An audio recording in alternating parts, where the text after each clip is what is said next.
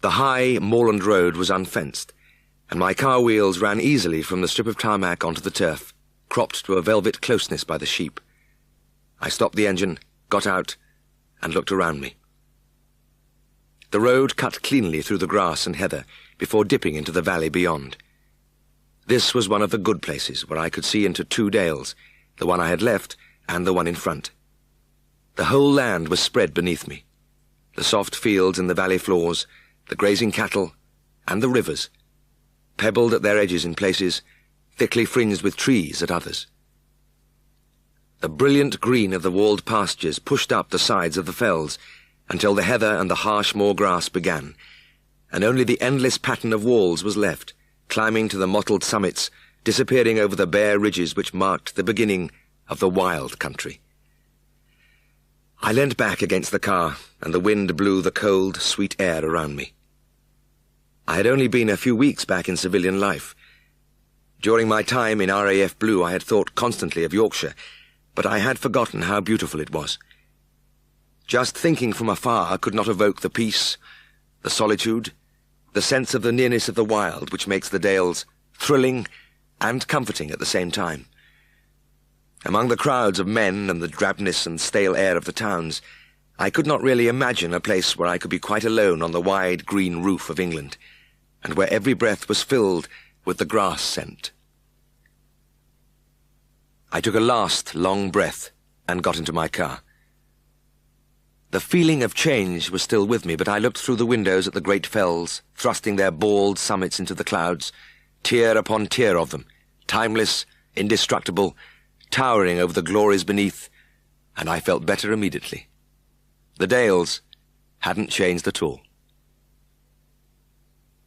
I did one more call, then drove back to Scaledale House to see if there were any more visits before lunch. All was new here, too. My partner Siegfried had married and was living a few miles outside Darrowby, and Helen and I, with our little son Jimmy, were installed in the practice headquarters. I opened the front door, and in the passage the fragrance of Pulv aromat was strong. It was the aromatic powder which we mixed with our medicaments, and it had an excitement for me. It always seemed to be hanging about the house. It was the smell of our trade. I almost bumped into Siegfried. He was storming along the passage, and he grabbed my arm in an agitated manner. "Ah, James, just the man I was looking for. I've had the most ghastly time this morning. I knocked the exhaust off my car going up that bloody awful track to High Liston, and now I'm without transport. They've sent for a new exhaust, but until it arrives and they get it fitted, I'm stuck. It's maddening." "That's all right, Siegfried. I'll do your calls." No, James, it's kind of you, but don't you see this sort of thing is going to happen again and again? That's what I wanted to talk to you about. We need a spare car." "A spare?" "That's right. Doesn't have to be a Rolls-Royce, just something to fall back on at a time like this. As a matter of fact, I rang Hammond at the garage to bring round something suitable for us to look at. I think I can hear him outside now." My partner was always one for instant action, and I followed him to the front door. Mr. Hammond was there with the vehicle for our inspection. It was a 1933 Morris Oxford, and Siegfried trotted down the steps towards it. £100, you said, eh, Mr. Hammond?" He walked around the car a couple of times, picking off pieces of rust from the black paintwork, opening the doors, and peering at the upholstery. "Ah, well, it's seen better days, but the appearance doesn't matter as long as it goes all right." "It's a sound little job, Mr. Farnan," the garage proprietor said. "Rebored 2,000 miles ago and don't use hardly any oil. New battery and a good bit of tread on the tyres." He adjusted the spectacles on his long nose, drew his thin frame upright, and adopted a businesslike expression. Siegfried shook the rear bumper with his foot, and the old springs groaned. "How about the brakes? Important in this hilly country. They're champion, Mr. Farnan. First rate." My colleague nodded slowly. Good. You don't mind if I drive around the block, do you?" Nay, of course not," Mr. Hammond replied. "Give her any trial you like." He was a man who prided himself on his imperturbability, and he dropped confidently into the passenger seat as Siegfried took the wheel. "Hop in the back, James," my partner cried. I opened the rear door and took my place behind Mr. Hammond in the musty interior. Siegfried took off abruptly with a roaring and creaking from the old vehicle, and, despite the garage man's outward calm, I saw the back of his shirt collar rise a couple of inches above his blue serge jacket as we shot along Trengate. The collar subsided a little when Siegfried slowed down at the church to make a left turn, but reappeared spasmodically as we negotiated a series of sharp and narrow bends at top speed. When we reached the long straight lane which runs parallel to Trengate, Mr. Hammond appeared to relax, but when Siegfried put his foot on the boards and sent the birds squawking from the overhanging branches as he thundered beneath them, I saw the collar again. When we reached the end of the lane, Siegfried came almost to a halt as he turned left. "I think we'll test the brakes, Mr. Hammond," he said cheerfully, and hurled the car suddenly along the home straight for Trengate. He really meant to carry out a thorough test. The roar of the ancient engine rose to a scream, and as the street approached, with frightening rapidity, the collar reappeared, then the shirt. When Siegfried stood on the brakes, the car slewed violently to the right, and as we catapulted crabwise into Trengate, Mr. Hammond's head was jammed against the roof, and his entire shirt back was exposed. When we came to a halt, he slid slowly back into his seat, and the jacket took over again. At no time had he spoken or, apart from his up-and-down movements, shown any emotion. At the front door of the surgery we got out, and my colleague rubbed his chin doubtfully. "She does pull a little to the right on braking, Mr. Hammond. I think we'd need to have that rectified, or perhaps you have another vehicle available." The garage man did not answer for a few moments. His spectacles were askew, and he was very pale. I, he said shakily. "I have another little job over there. It might suit you." "Capital!" Siegfried rubbed his hands. "Perhaps you'll bring it along after lunch and we can have a spin round to try it." Mr. Hammond's eyes widened, and he swallowed a few times. Right, Mr. Farnan, but I'm going to be busy this afternoon. I'll send one of me men." We bade him goodbye and went straight back into the house. Walking along the passage, my partner put an arm across my shoulder. "Well, James, another step towards increasing the efficiency of the practice. Anyway," he smiled and whistled a few cheerful bars, "I rather enjoy these little interludes." Suddenly I began to feel good. So many things were new and different, but the Dales hadn't changed. And Siegfried hadn't changed either. A few days later, Siegfried and I alighted at Village Farm, Harford. We had come together because we'd been told that our patient, a red poll bullock, was of an uncooperative disposition, and we thought that a combined operation was indicated. The farmer led us to the fold yard where about 20 cattle were eating turnips. "That's the one," he said, pointing to an enormously fat beast. "And that's the thing I was telling you about." He indicated a growth as big as a football dangling from the animal's belly. Siegfried gave him a hard look. "Really, Mr. Harrison, you should have called us out to this long ago. Why did you let it get so big?" The farmer took off his hat and scratched his balding head ruminatively. "Ah, well, you know how it is. I kept meaning to give you a ring, but it slipped me mind." And time went on. "It's a hell of a size now," Siegfried grunted. I know. I always had the hope that he might drop off because he's a right wild sod. You can't do much with him." "All right, then," Siegfried shrugged. "Bring a halter and we'll drive him into that box over there." The farmer left, and my partner turned to me. "You know, James, that tumour isn't as fearsome as it looks. It's beautifully pedunculated, and if you can get a shot of local into that narrow neck, we can legate it and have it off in no time." The farmer returned with the halter, and he was accompanied by a dark little man in denims. "This is Luigi," he said. "Italian prisoner. Don't speak no English, but he's handy at all sorts of jobs." There were still plenty of prisoners of war in the country, awaiting repatriation. I could imagine Luigi being handy. He was short in stature, but his wide spread of shoulders and muscular arms suggested great strength. We said hello, and the Italian returned our greetings with an inclination of his head and a grave smile. He carried an aura of dignity and self-assurance. After a bit of galloping around the fold yard, we managed to get our patient into the box, but we soon realized that our troubles were only beginning. Red poles are big cattle, and an ill-natured one can be a problem. This fat creature had a mean look in his eye, and all our attempts to halter him were unavailing. "He's like an elephant," I gasped. "God knows how we're going to catch him." Siegfried and I were looking gloomily at the bullock when Luigi stepped forward. He held up a hand and loosed off a burst of Italian at us. None of us could understand him, but we took his point as he ushered us back against the wall with great ceremony.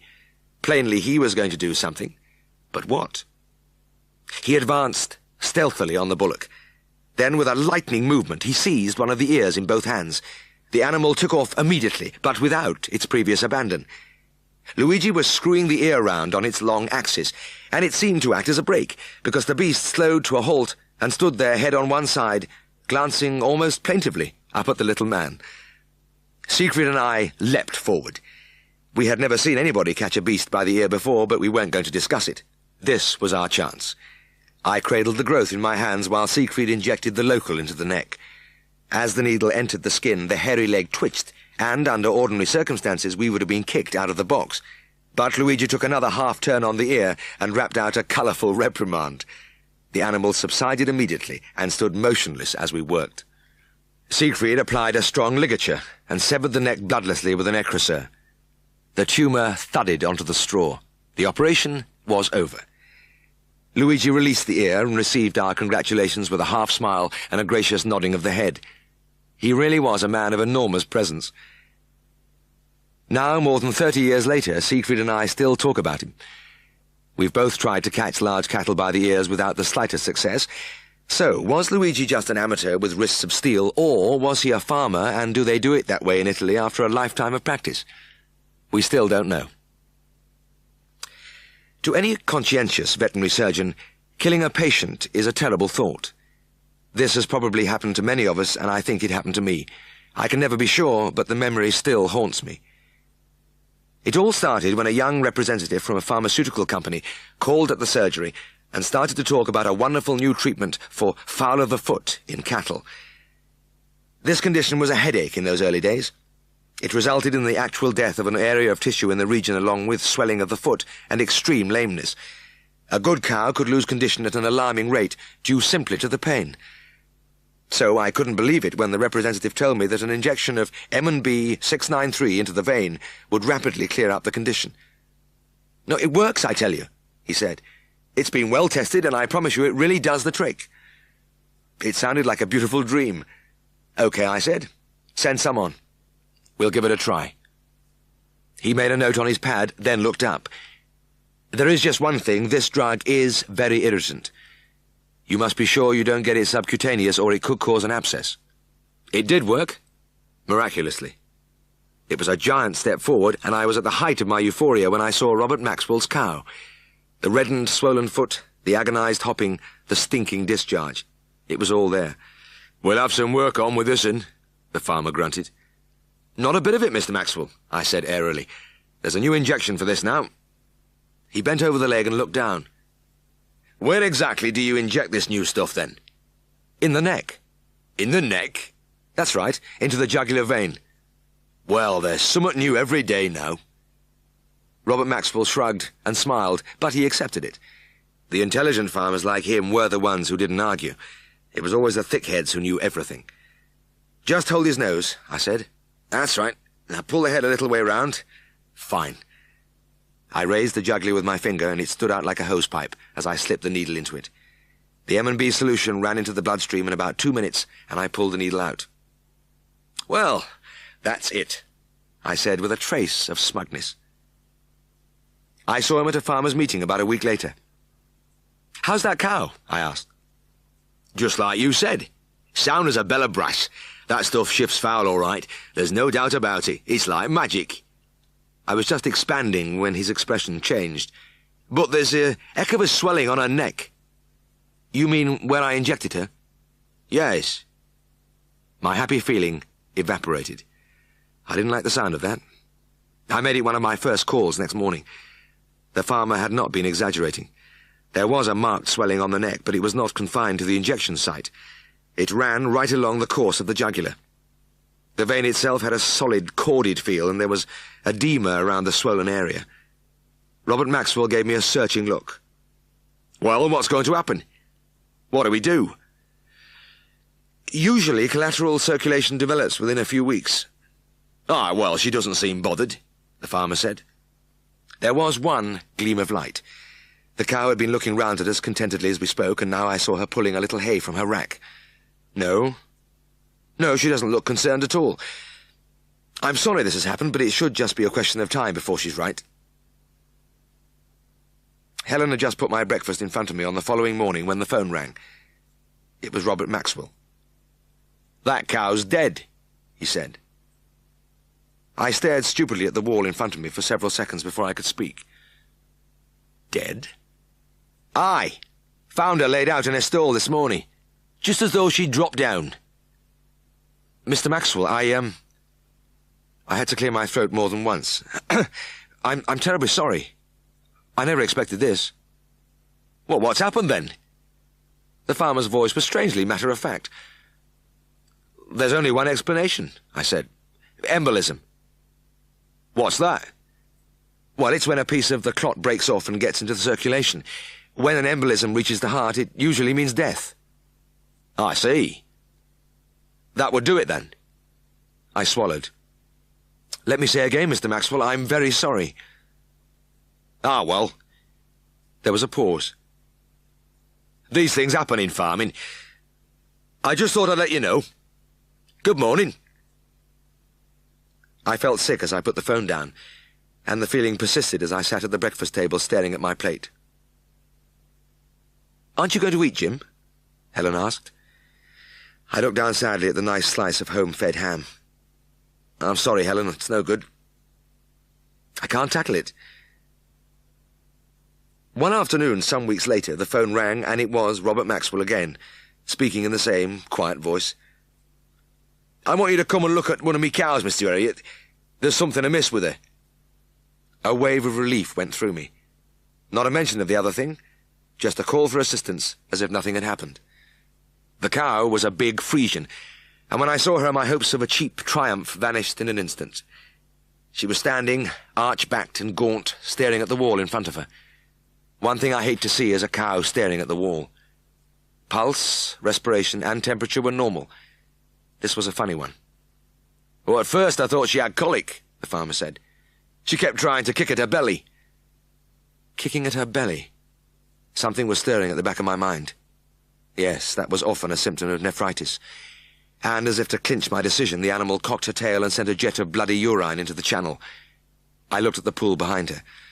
There were flecks of pus among the blood, and though I knew her trouble now, it didn't make me happy. I turned to the farmer. "It's her kidneys, Mr. Maxwell." "Her kidneys? What's the matter with them?" The farmer blew out his cheeks. "Is it serious?"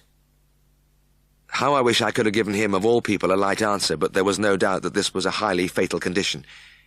I had a feeling of doom. "I'm afraid so," I replied. "It is very serious." I had a feeling there was something far wrong. "Can you do out for her?"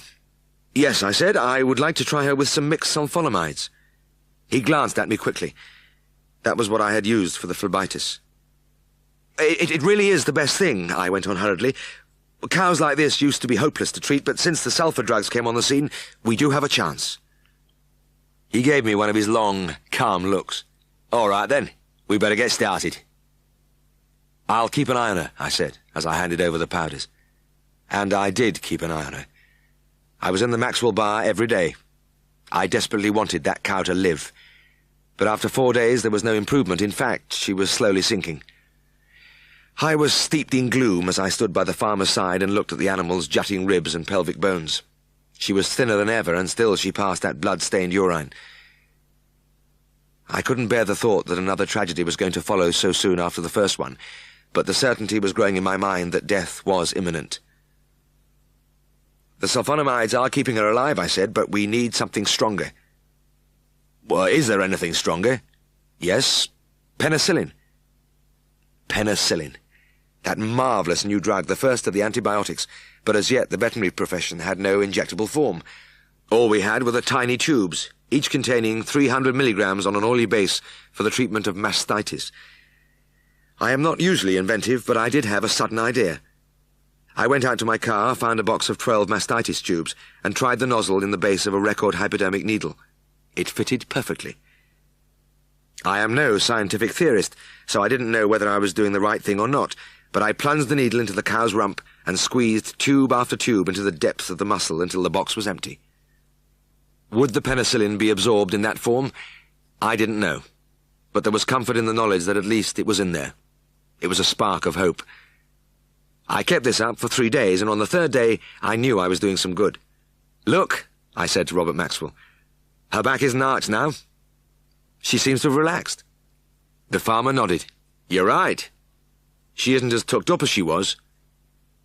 The sight of the cow standing there peacefully looking round her and occasionally pulling a mouthful of hay from her rack was like a blast of trumpets to me. The pain in the kidneys was plainly subsiding, and the farmer had said that the urine was not as dark as it was. I seemed to go mad after that. With the scent of victory in my nostrils, I pumped my little tubes into the animal day after day. I didn't know the correct dose for a bovine. Nobody did at that time, so I just whacked them in willy-nilly, sometimes more, sometimes less, and all the time the improvement continued steadily. Then came the happy day when I was quite certain that the battle was won. As I worked on the cow, she straddled her legs and sent out a cascade of crystal-clear urine. I stepped back, and as if for the first time I contemplated the change in my patient. The gaunt frame of that first day was padded with flesh, and the cow's coat shone with the gloss of health. She'd returned to normal just as quickly as she'd fallen away. It was remarkable. I threw down the empty box. "Well, Mr. Maxwell, I think we can say she's about right. I'll give her another treatment tomorrow, and that will be the end." "You're coming back tomorrow, then?" "Yes, for the last time." The farmer's face grew grave, and he stepped closer to me. "All right, then. I have a complaint to make about you." Oh, God. At last he was going to tackle me about the phlebitis. And what a terrible moment to pick just when I was flushed with success. Human nature could be very strange, and if he had decided to give me hell after all this time, there was nothing I could do about it. I would just have to take it. "Oh, yes," I replied shakily. "And what is that?" He leant forward and tapped my chest with his forefinger. His face was transfigured, heavy with menace. "Do you think I've got nothing better to do than sweep up after you every day?" Sweep up what?" I stared at him stupidly. He waved an arm over the bar floor. "Just look at all this dang mess. I've got to clear it away." I looked down at the scattering of empty penicillin tubes, the paper pamphlets which always went with them, and the discarded box. Totally unheeding, I'd hurled them far and wide as I worked. "Oh, gosh, I'm sorry," I muttered. I didn't realize." I was interrupted by a great burst of laughter from the farmer. "Nay, I'm just having you on, lad. Of course you didn't realize. You were hour busy curing me cow." He thumped me on the shoulder, and I knew it was his way of saying thanks. That was my first experience of injecting an antibiotic, and even though the method was bizarre, I learnt something from it. But I learnt more on that farm about the way to live than I did about veterinary science. Over the following 30 years I knew him, the farmer never alluded to that disaster, which he could so easily have laid at my door. During that period there were occasions when I suffered misfortunes due to the shortcomings of others, when I found people at fault and at my mercy if I wished to make trouble for them, and at these times I had a standard of conduct to follow.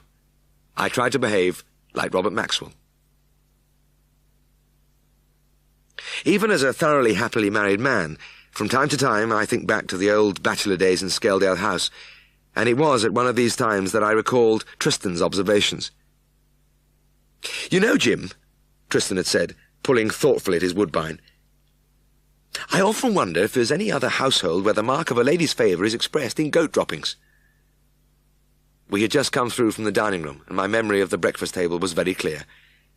Mrs. Hall always placed our letters next to our plates, and there at Siegfried's place, dominating the scene like an emblem of triumph, stood the tin of goat droppings from Miss Grantley. One indisputable thing was that she was very fond of goats. The care of goats was an unlikely hobby for a blonde beauty who could have stepped effortlessly into the film world. She would be about 30 with a nicely rounded figure and elegant legs. She had a lovely home and obviously plenty of money. She appeared to be perfectly happy. There was no doubt at all that the goat droppings were a mark of favour. Miss Grantley took her stock-keeping very seriously and insisted on regular laboratory examinations. These samples were always addressed personally to Mr. Siegfried Farnan, and I had attached no importance to this until one morning, a few days after I had pleased her immensely by removing an embedded piece of chaff from one of her Billy's eyes, the familiar tin appeared at my breakfast plate, and I read, "James Herriot, Esquire, MRCVS on the label. That was when I realized it was an accolade, a gesture of approval. In ancient days, the feudal knights would carry a glove at their saddle bow or a scarf on their lance point as a symbol of their lady's esteem. But with Miss Grantley, it was goat droppings. When I heard her voice on the telephone one morning, I knew that this time it wasn't for something trivial. She sounded agitated. "Mr. Herriot, Tina has caught her shoulder on a nail and torn herself rather badly. I do hope you can come out immediately." Well, yes, as it happens, I can. There's nothing urgent at the moment. I'll leave right away." A mild glow of satisfaction rippled through me. This would be just another stitching job, and I liked stitching.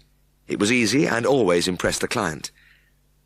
I was leaving the room when Tristan levered himself slowly from the depth of the armchair, where he spent a lot of his time. Since breakfast I had been aware of his presence only by the rustle of the Daily Mirror under a cloud of woodbine smoke. Tristan yawned and scratched. "Miss Grantley's, eh? Well, I think I'll come with you. Just feel like a ride out." I smiled. "Okay, come on then." He was always good company. Miss Grantley met us in a tight-fitting pale blue bowler suit of some silky material which did nothing to diminish her attractions. "Oh, thank you so much for coming," she said. "Please follow me." "There she is," she said, and put a hand over her eyes. "I can't bear to look."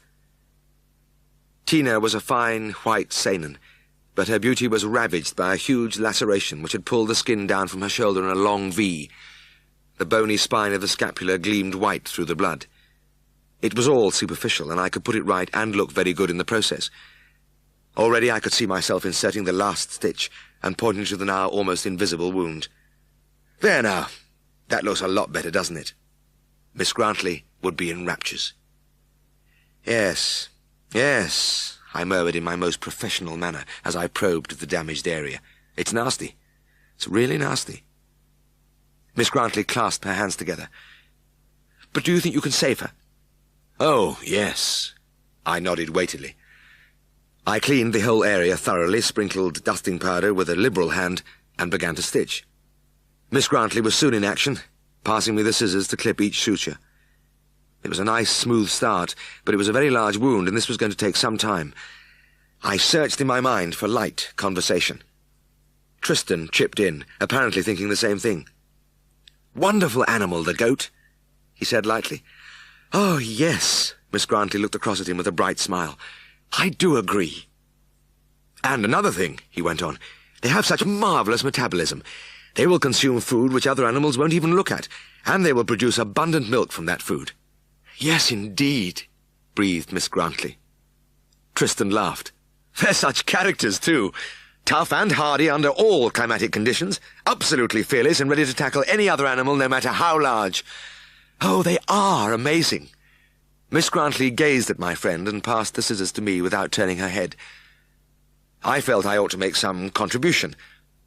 "Well, goats certainly are extremely—" I began. "But really, you know," Tristan was in full flow again, "I think that the thing which appeals to me most about them is their affectionate nature." Miss Grantley nodded gravely. "How true! How true!" My colleague stretched out a hand and fingered the hay in the animal's rack. "I see you feed them properly." "Oh, thank you." She blushed faintly. "Of course I give them concentrates too. Whole grain, I hope." "Oh, yes, always." "Good, good. Keeps out the pH of the rumen. You know you can get hypertrophy of the ruminal walls and inhibition of cellulose-digesting bacteria with a low pH." "Well, no, I didn't really understand it in those terms." She was staring at him as if he were a prophet. "Can I have the scissors, please?" I grunted. I stitched on, doggedly. A long time later, Miss Grantley hardly noticed as I inserted the last suture and straightened up wearily. "Well now, that looks better, doesn't it?" I said. But there wasn't the expected impact, because Tristan and my client were deeply involved in a discussion of the relative merits of the different breeds of goats. Miss Grantley suddenly became aware that I'd finished. "Oh, thank you so much," she said absently. "You have taken such pains. I am most grateful. Now you must both come in for a cup of coffee." As we balanced our cups on our knees in the elegant sitting room, Tristan carried on unabated. He dealt in depth with the reproductive problems, obstetrics and the feeding of weaned kids, and he even went into a little treatise on anaesthesia for dehorning.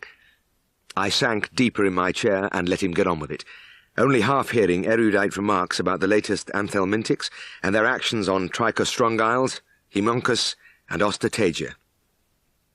It came to an end at last, and we went out to the car. I drove a few 100 yards along the road, and then I stopped the car. "Since when have you been a goat lover?" I demanded bitterly. "And where the hell did you get all that high-powered stuff you were preaching back there?" Tristan giggled and then threw back his head and laughed immoderately. "I'm sorry, Jim," he said when he'd recovered. "I've got exams coming up in a few weeks, as you know, and I heard that one of the examiners is really goat-orientated. Last night I boned up on every bit of goat literature I could find. Uncanny how I had the opportunity to trot it all out so soon after." There was an interesting little sequel about a week later. Siegfried and I were going in to breakfast when my partner stopped in mid-stride and stared at the table. The familiar brown-wrapped cocoa tin full of goat droppings was there, but it was at his brother's place. Slowly he walked over and examined the label. I had a look too, and there was no mistake. It read, Mr. Tristan Farnan. Not a word was spoken, and the three of us sat in silence, but over everything the undeniable fact hung heavy in the room. Tristan, for the moment at least, was the man the lady favoured. The farm man moved between the cows and took hold of my patient's tail, and when I saw his haircut I knew immediately that Josh Anderson had been on the job again. It was a Sunday morning and everything fitted into place. I didn't really have to ask. "Were you in the Hare and Pheasant last night?" I inquired. He ran a hand ruefully over his head. "Aye, blast it, I was. You can see straight off, can't you?" "I suppose Josh had had one too many, eh?" "Aye, he had.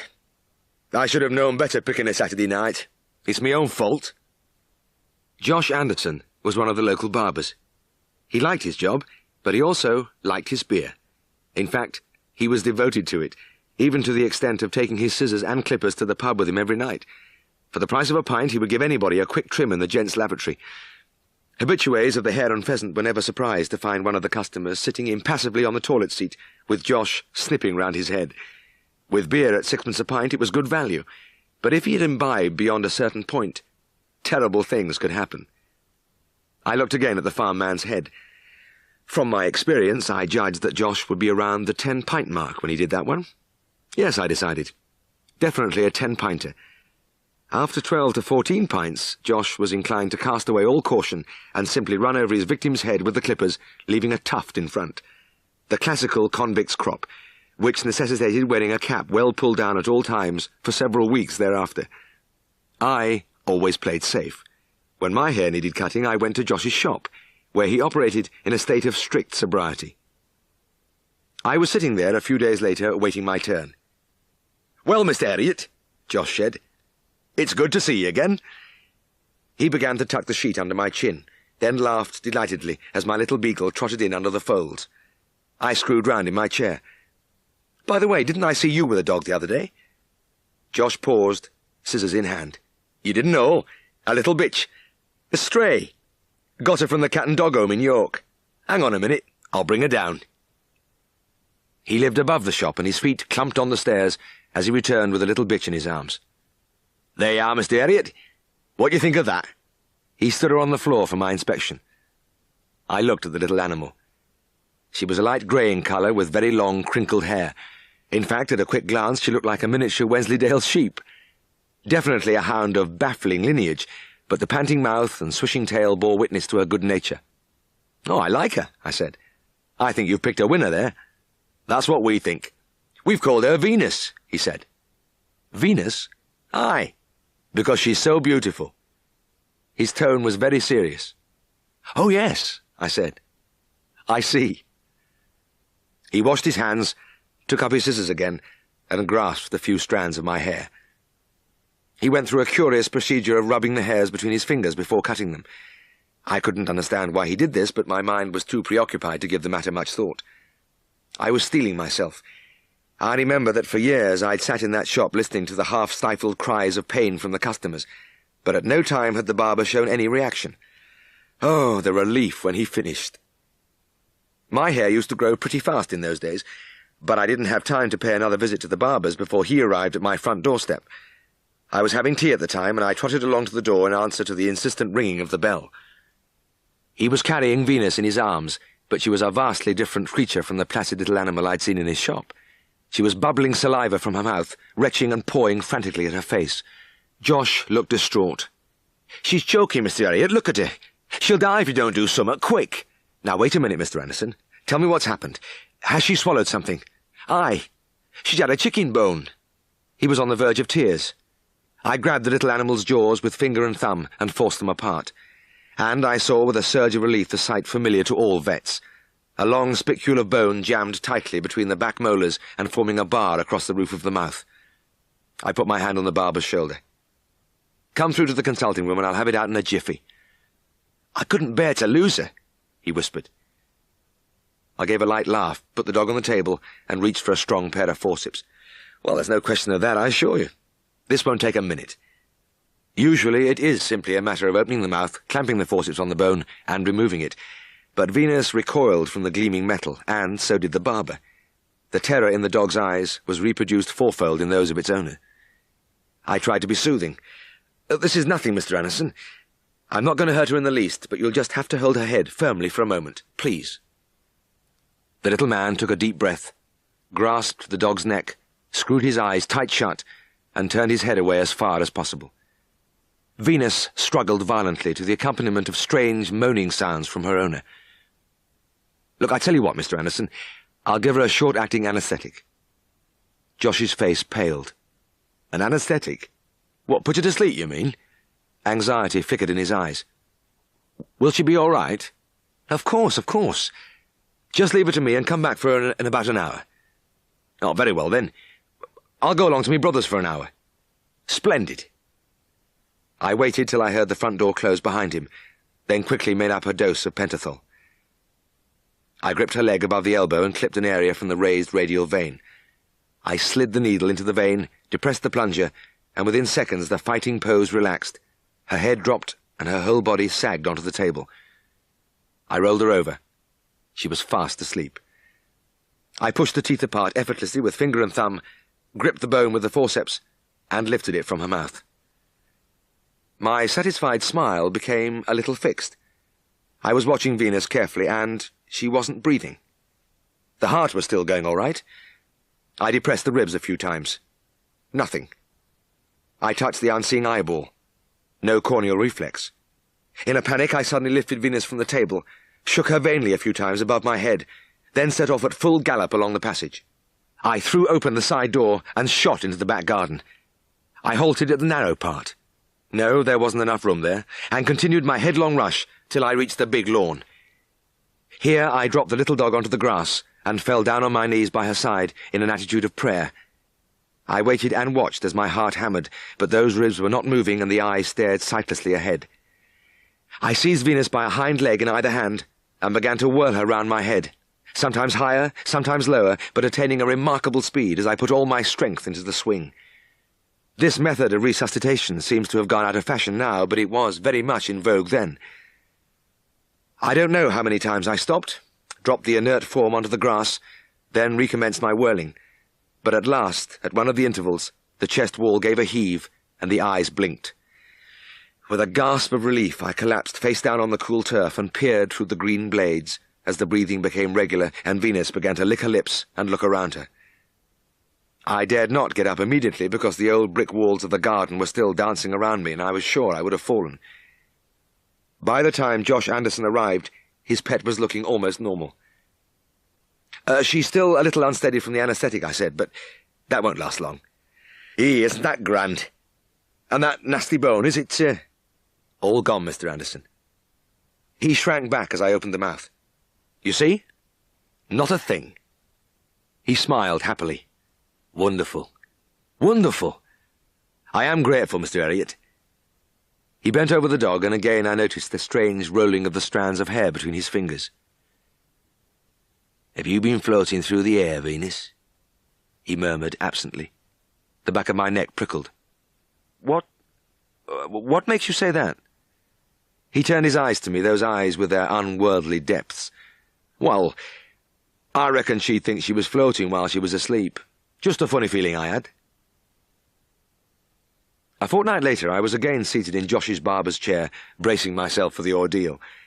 As the little man tugged away, I thought as hard as I could about my garden at Skeldale House. My mind was wandering over the fascinating subject of tomatoes when the barber's voice pulled me back to reality. "Mr. Elliot?" He was twiddling away at a wisp of my hair with his fingers. "I like gardening too." I almost jumped from the chair. "But that's remarkable. I was just thinking about my garden." "Aye, I know." There was a faraway look in his eyes as he rolled and rolled with finger and thumb. "It comes through the air, you know." "Eh?" "Your thoughts. They come through to me." "What?" "Yes, just think about it. Them hairs go right down into your head and they catch something from your brain and send it up to me." "Oh, really? You're kidding me." I gave a loud laugh, which nevertheless had a hollow ring. Josh shook his head. "I'm not joking nor jesting, Mr. Elliot. I've been at this game for nearly 40 years, and it keeps happening to me. You'd be flabbergasted if I told you some of the thoughts that come up." "I couldn't repeat them, I tell you." I slumped lower in my white sheet. Absolute rubbish and nonsense, of course, but I made a firm resolve never to think of Venus's anaesthetic during a haircut. "Just look at that," the farmer said. "At what?" I was cleansing a cow and my arm was buried deep in the cow's uterus. I turned my head to see him pointing at the byre floor beneath my patient. I saw 4 white jets of milk spurting onto the concrete from the animal's udder. He grinned. "Well, that's a funny thing, isn't it?" "It isn't really," I said. "It's a reflex action caused by my hand twiddling the uterus about. This acts on a gland in the brain which causes the milk to flow. I often see cows letting their milk down like that when I'm cleansing them." "Well, that's a rum 'un," the farmer laughed. That was in 1947, the year of the Great Snow. It was around the middle of March, when helicopters were dropping food on isolated spots, that Bert Keeley telephoned me. He was one of those who was out of reach on a high moor which was bleak even in summertime, and I was surprised to hear his voice. "Oh, I thought your phone wires would be down, Bert," I said. "I'm in trouble," he said. "Polly's just had a litter and she hasn't a drop of milk." "Oh dear, that's unfortunate," I said.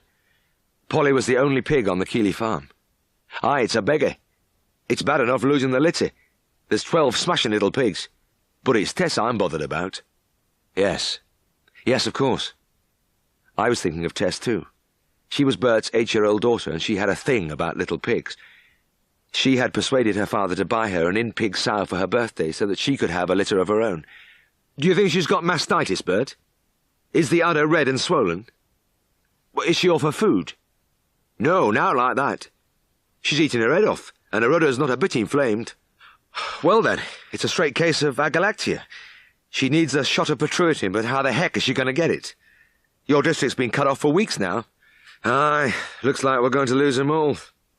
I don't know what little Tess is going to say. She'll be heartbroken." An idea was forming in my mind. "There's just one possibility," I said. "Look, I know I can get to the top of Denner Bank because the road is open to there. After that, if it's all flat going to your place, I could maybe get there on skis."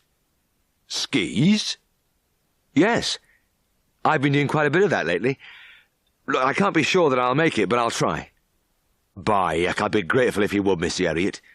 It's little lass I'm thinking of." "Same here, Bert. Anyway, I'll have a go. I'll leave now." On the summit of Denner Bank, I manoeuvred my car as close as possible to the tall, white walls which the snowploughs had thrown up, got out, and buckled on my skis. All I needed was the bottle of Petrutin and a syringe, and I put them in my pocket. I'm afraid that this is not a glorious episode in my history. I had slithered amateurishly for about half a mile when the snow started again. It seemed to come from nowhere, and was by no means a blizzard, just a white veil which cut me off completely from my surroundings. There was no point in going on because I had lost all sense of direction. Then, as suddenly as it had begun, the flurry stopped. My heart thumped as I stared around me, and the dark smudge of my car roof in the white distance was a sweet sight. I headed back to it with a speed worthy of an Olympic skier, and I'm sure my eyes were popping as I kept them fixed on my link with home.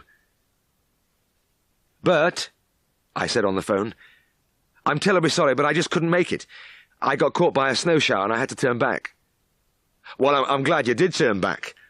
I've been a bit worried since you left. Fellas have got lost and died in the snow up here. I shouldn't have let you try." He paused for a moment, then said wistfully, "If only there was some other way to make Polly let her milk down." As he spoke, the picture flashed into my mind of that cow I was cleansing and the white jets striking the byre floor. "Well, maybe there is a way," I blurted out. "What do you mean?" "Now, Bert, have you ever had your hand inside a sow?" "Aye." "Bert, do as I say.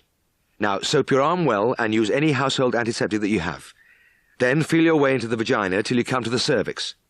Now, she's only just farrowed, so the cervix should still be open. Put a finger inside and waggle around a bit." "Oh, heck, I don't fancy this. What's it all about?" "Well, you see, it often brings the milk down. That's what it's about, so get going, eh?" I put down the phone and went straight through to have lunch.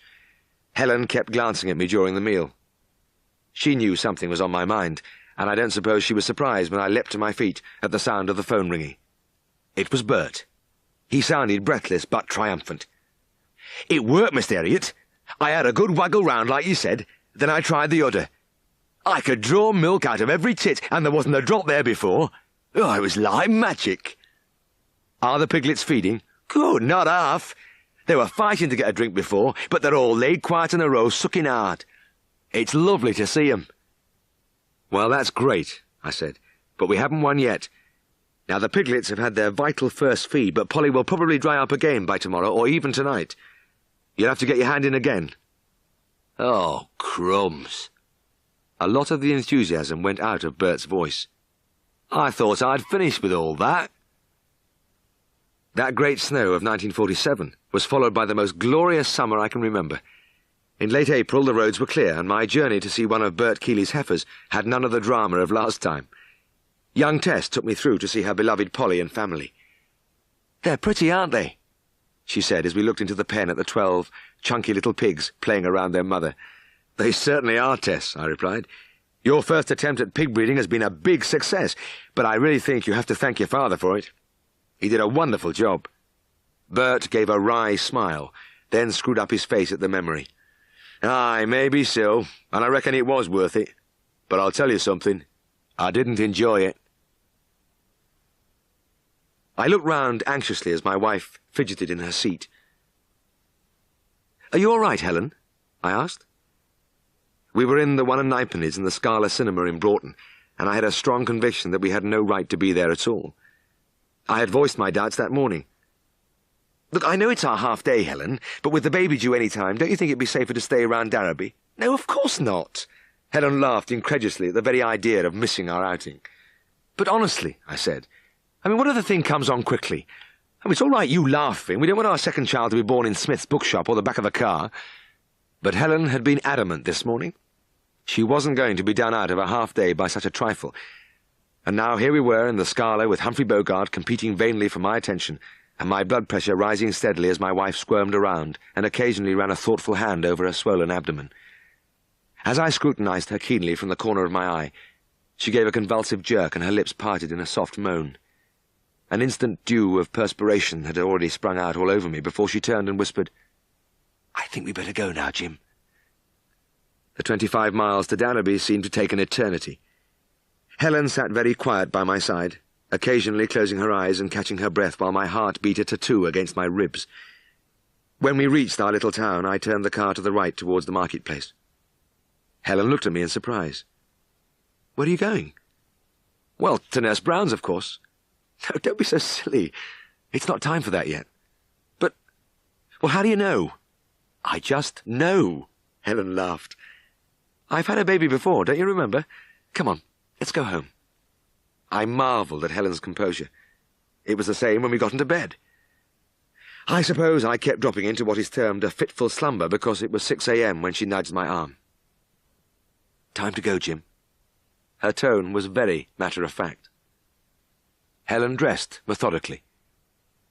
"Get that suitcase out of the cupboard, Jim," she said. I opened the cupboard door. "Suitcase?"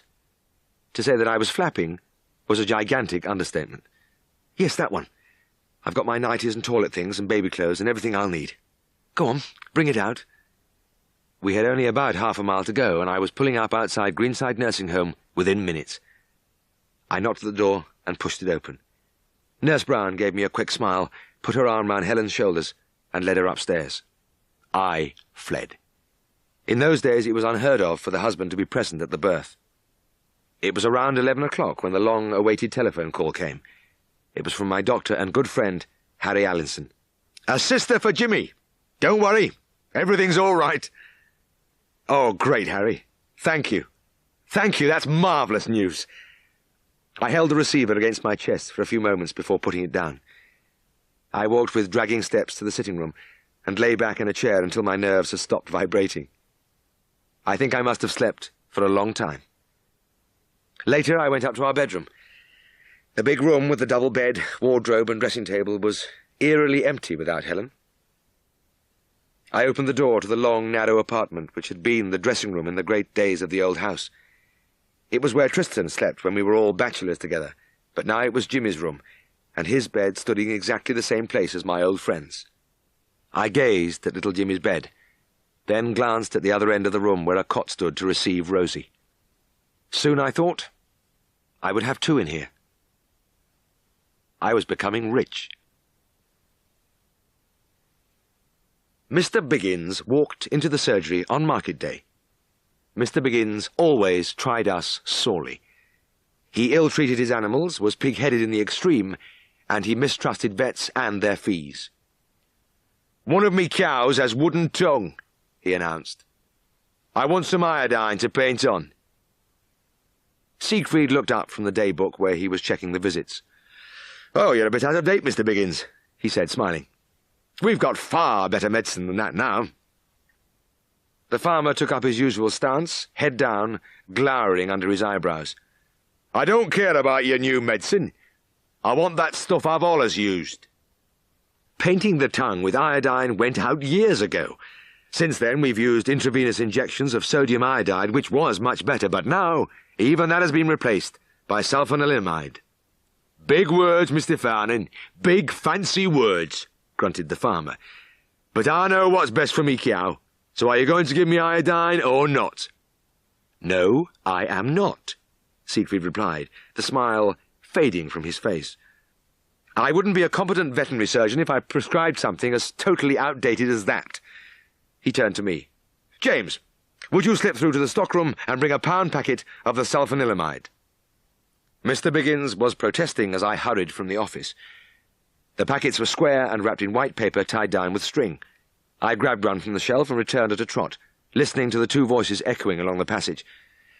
The argument was still raging when I came back to the office, and I could see that Siegfried's patience was running out. He seized the packet from me and began to write the instructions on the label. "Now, you give 3 tablespoons in a pint of water to start with, then... But I tell you, I don't want... You follow with 1 tablespoonful 3 times daily, got no faith in them new things, and after you've used the packet, let us know and we'll give you another supply, if necessary." The farmer glared at my partner. "This stuff'll do no good." "Mr. Biggins," Siegfried said with ominous calm, "it will cure your cow." "It won't." "It will." "It won't." Siegfried brought his hand down on the desk with a thud. Clearly he had had enough. "Take this, and if it doesn't do the trick, I won't charge you. All right?" Mr. Biggins narrowed his eyes, but I could see that the idea of something for nothing had an irresistible appeal. Slowly he stretched out his hand and took the sulfanilamide.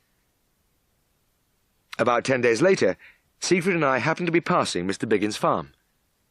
"Look, tell you what, James," my partner murmured. "We'll just drop in there." He turned the wheel and drove round to the yard at the back of the house. He gripped my arm. "Look at that, James," he said in an urgent whisper. He pointed to the kitchen window, and there on the sill was our square white packet, virgin and unopened, the string binding undisturbed. My partner clenched his fist. "The cussed old blighter! He won't try it, out of sheer spite." At that moment the farmer, in his carpet slippers, opened the door, and Siegfried greeted him cheerfully. "Aha! Good morning to you, Mr. Biggins. We were just passing and thought we'd check on how your cow was progressing." The eyes under the shaggy brows registered sudden alarm, but Siegfried was already striding towards the cow buyer. The patient was easy to pick out. She was a scarecrow among her sleek neighbours. Siegfried moved quickly to her head, seized the nose, and pulled it towards him. With his other hand he prized open the mouth and fingered the tongue. "Feel that, James?" he said softly. I ran my hand over the knobbly hard surface, which for centuries had given actinobacillosis its evocative name. "Well, this is awful. It's a wonder she can eat at all." I snipped at my fingers. "And there's iodine here." Siegfried nodded. "Yes. He's been to the chemist despite what I said." At that moment the bar door burst open and Mr. Biggins hurried in, panting slightly. My partner looked at him sadly along the cow's back. "Well, it seems you were right. Our medicine hasn't done a bit of good. I can't understand it." He rubbed his chin. "And your poor cow is a mess, I'm afraid. Almost starving to death. I do apologize." The farmer's face was a study. "Aye, well, that's right. She's done no good." Siegfried broke in. "Look here," he said. "I feel responsible for this. My medicine has failed, so it's up to me to get her right." He strode from between the cows.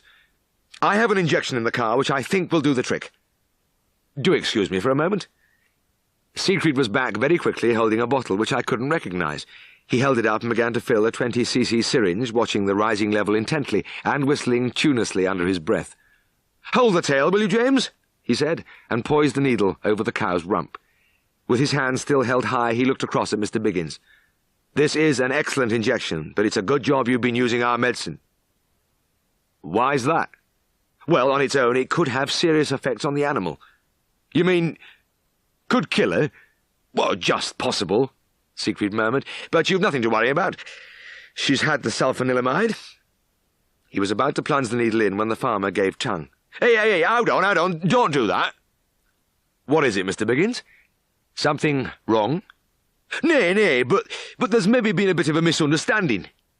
Conflicting emotions chased across the farmer's face. "You see, it's like this. I don't think she's been getting enough of your stuff, you know." Siegfried lowered his arm. "You mean you've been underdosing?" "Well, I wrote the instructions on the packet, if you remember." "Aye, that's right, but I must have got a bit mixed up." "Oh, that doesn't matter. As long as you put her back to full dosage, all will be well." Siegfried inserted the needle, and ignoring Mr. Biggins' yelp of alarm, he injected the full contents. As he put the syringe back in its case, he sighed with satisfaction. "Well, I'm sure that'll put everything right. But remember, you must start again with the full 3 tablespoonfuls and continue till you finish the packet. The cow is in such a state that I'm pretty sure you'll need a further supply, but you'll let us know about that, eh?" As we drove away, I stared at my colleague. What the devil was that injection? "Oh, mixed vitamins. It'll help the poor thing's condition, but it has nothing to do with wooden tongue. Just part of my plan." He smiled gleefully. "Now he's got to use the sulfanilamide. It'll be interesting to see what happens." It was indeed interesting. Within a week, Mr. Biggins was back in the surgery, looking sheepish. "Can I have some more of that stuff?" he muttered. "By all means." Siegfried extended his arm in an expansive gesture. "As much as you like." He leant on the desk. "I suppose the cow is looking better?" "Aye." "Stopped slavering?" "Aye." "Putting on flesh, is she?" Aye, she is." Mr. Biggins lowered his head as though he didn't want to answer any more questions. Siegfried gave him another packet. Through the surgery window we watched him cross the street, and my partner thumped me on the shoulder. "Well, James, that was a little victory. At last we've managed to beat Mr. Biggins." Was there no peace in a vet's life? I wondered fretfully as I hurried my car along to Guildford Village. 8 o'clock on a Sunday evening, and here I was trailing off to visit a dog 10 miles away which, according to Helen, who had taken the message, had been ailing for more than a week. I had my speech fairly well prepared when a little middle-aged woman opened the door. "Good evening, Mrs. Cundall," I said, slightly tight-lipped. "Oh, it's Mr. Herriot." She smiled shyly. "We've never met, but I've seen you walking around Dallerby on market days. Come inside."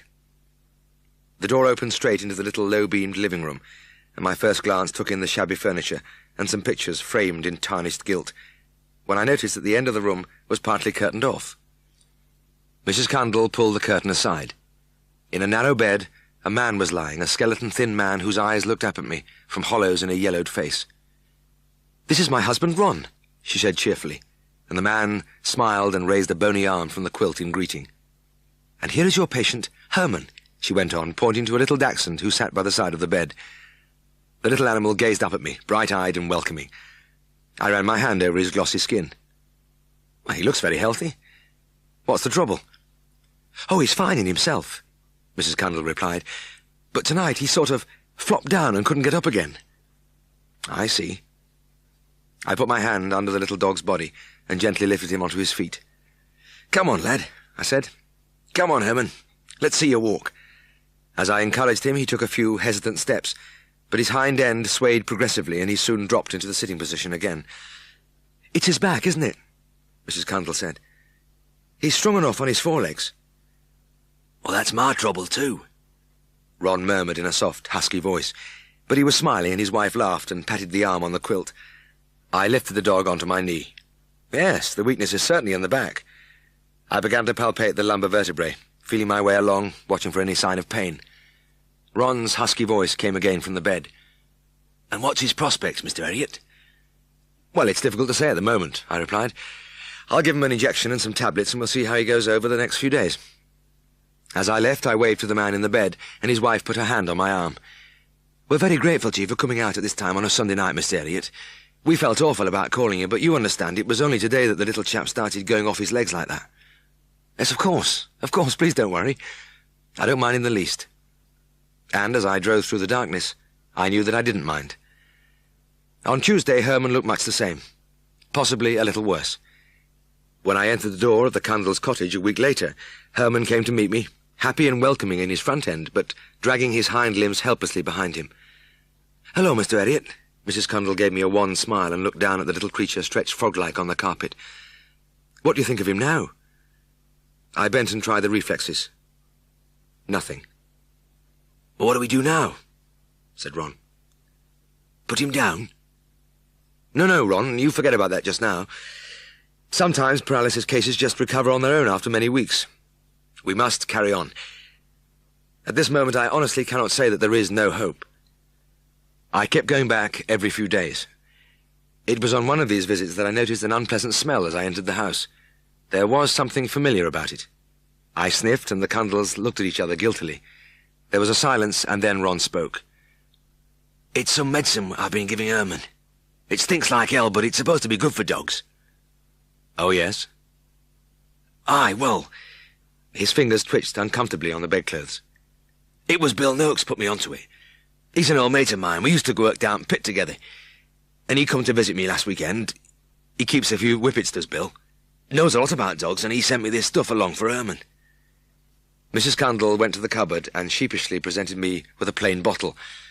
I removed the cork, and as the horrid stench rose up to me, my memory became suddenly clear. Asafoetida, a common constituent of quack medicines before the war, and still lingering on the shelves of occasional chemist shops, and in the medicine chests of people who like to doctor their own animals. I replaced the cork. "So, you're giving him this, eh?" Ron nodded. "Aye, 3 times a day. He doesn't like it much, but Bill Noakes has great faith in it. Cured hundreds of dogs with it, he says." The deep-sunk eyes looked at me with a silent appeal. Well, that's fine, Ron," I said. "You carry on. Let's hope he does the trick." I knew the asafoetida wouldn't do any harm, and since my treatment had proved useless, I was in no position to turn haughty. But my main concern was that these 2 nice people had been given a glimmer of hope, and I wasn't going to blot it out. Mrs. Cundall smiled, and Ron's expression relaxed. "Oh, that's grand, Mr. Elliot," he said. "I'm glad you don't mind. I can dose the little fellow myself. It's something for me to do." It was about a week after the commencement of the new treatment that I called in at the Cundalls as I was passing through Gilthorpe. "Well, how are you today, Ron?" I asked. "Oh, champion, Mr. Elliot. Champion." He always said that, but today there was a new eagerness in his face. He reached down and lifted his dog onto the bed. "Look here." He pinched the little paw between his fingers, and there was a faint but definite retraction of the leg.